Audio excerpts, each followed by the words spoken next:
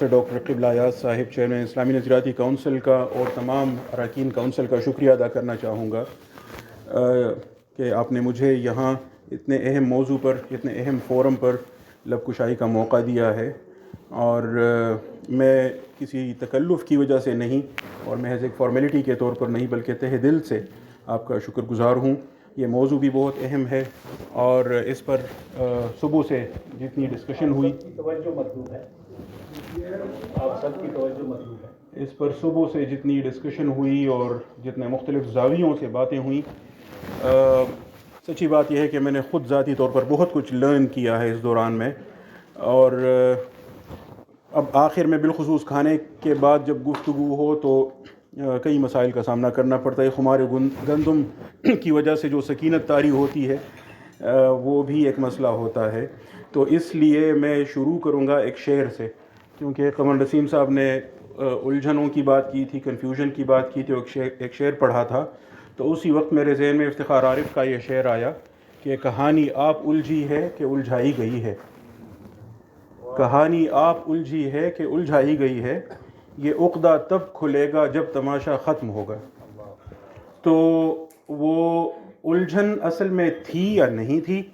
اور وہ کیسے پیدا ہوئی؟ مثال کے طور پر ریم شریف نے جو نکات ذکر کیے،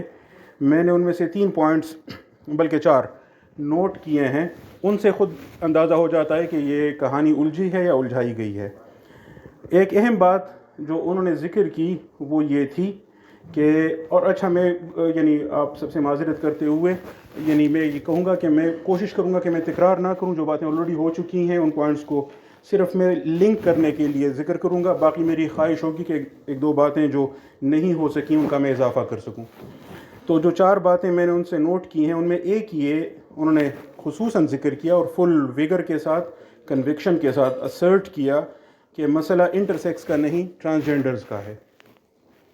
یہ ایک بہت اہم بات تھی، ریکارڈ پہ آ چکی ہے، اور اس ضمن میں وضاحت کرتے ہوئے انہوں نے یہ بات بھی اسرٹ کی کہ یہ مسئلہ جسم کا نہیں ہے۔ میں اس پوائنٹ کو خصوصی طور پر سٹریس کرنا چاہوں گا اور پھر اس کی تھوڑی وضاحت بھی کروں گا۔ اسی سے لنکڈ ان کا دوسرا پوائنٹ تھا کہ یہ بیماری نہیں ہے، اور اس کے لیے انہوں نے WHO اور مختلف فورمز کے ڈاکومنٹس کا حوالہ دیا، اور ان کا مطالبہ یہ تھا کہ ڈاکٹرز ہمارا علاج نہ کرائیں بلکہ یہ جو ہماری الگ شناخت ہے اس کو افرم کریں، اور کہا انہوں نے کہ وہ یہی کریں گے ڈاکٹر اگر ڈاکٹر کے باعث نہ ہو، ڈاکٹر اگر متعصب نہ ہو۔ اس پوائنٹ کی طرف بھی میں آؤں گا کہ کیا واقعی حقیقت میں معاملہ ایسا ہے۔ اسی سے لنکڈ ایک تیسرا پوائنٹ انہوں نے یہ ذکر کیا تھا، جس پر پھر قمر نسیم صاحب نے ایک اور بات کا بھی اضافہ کیا، ان کو بھی میں اس کے ساتھ لنک کروں گا، کہ انٹرسیکس تو بہت ریئر ہیں، یہ الفاظ تھے ریم شریف کے، انٹرسیکس تو بہت ریئر ہیں، اور انہوں نے ذکر کیا تھا اس دوران میں کہ جینڈر ویریئنٹ کو بھی الگ کر لیں، اور اسی بات کی طرف پھر قمر نسیم صاحب نے بھی اشارہ کیا کہ کیسے ہم ان کو جب اگر ہم یہ سارا کچھ انڈو کریں گے تب کیا کچھ ہوگا، اور اگر اس وقت جو قانون لاگو ہے اس میں بھی ایک جانب انٹرسیکس ہیں، دوسری جانب ٹرانسجینڈرز ہیں،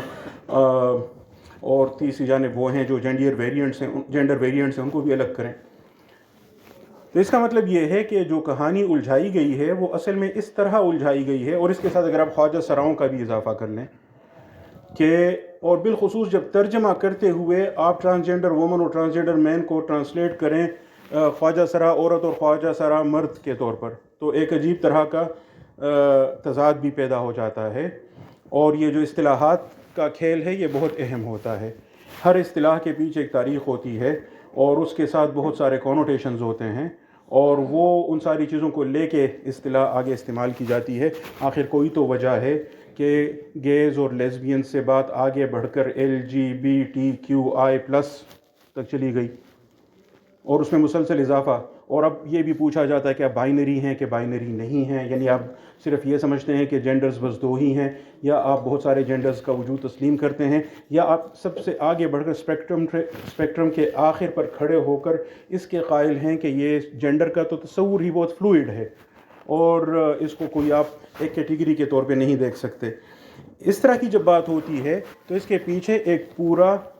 علم کھڑا کیا گیا ہے. اب چاہے اسے علم کہیں, چاہے جعلی علم کہیں, یعنی چاہے اسے سائنس کہیں, چاہے سوڈو سائنس کہیں, لیکن اس کے پیچھے سوشل سائنسز کا ایک خصوصی یوں کہیں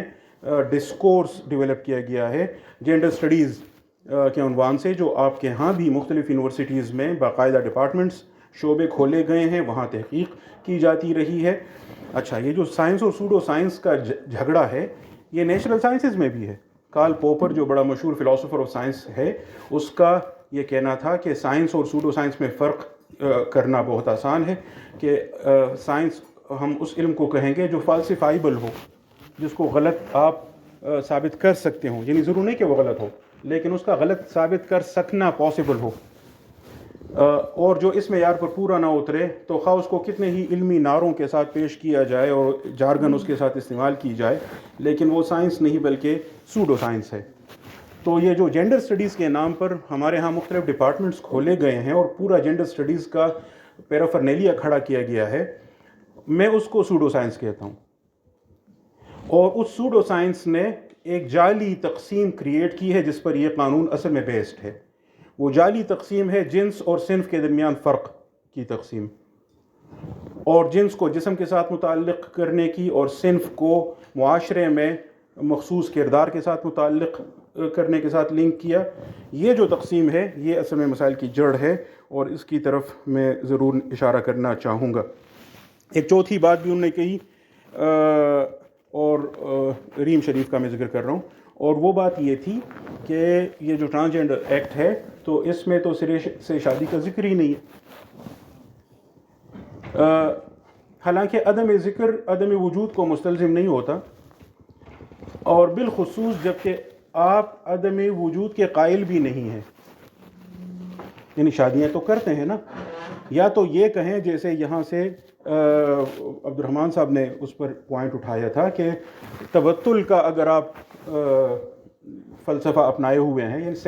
سیلیبیٹ لائف گزار رہے ہیں, تجرد کی زندگی بسر کر رہے ہیں, شادی کے سرے سے قائل ہی نہیں ہیں, خانقاہوں میں رہ رہے ہیں, رہبانیت اختیار کیے ہوئے ہیں, تو پھر اس پر الگ سے بات کر لیں گے. لیکن اگر شادی کرنی ہی کرنی ہے تو سوال یہ ہے کہ کس سے کرنی ہے.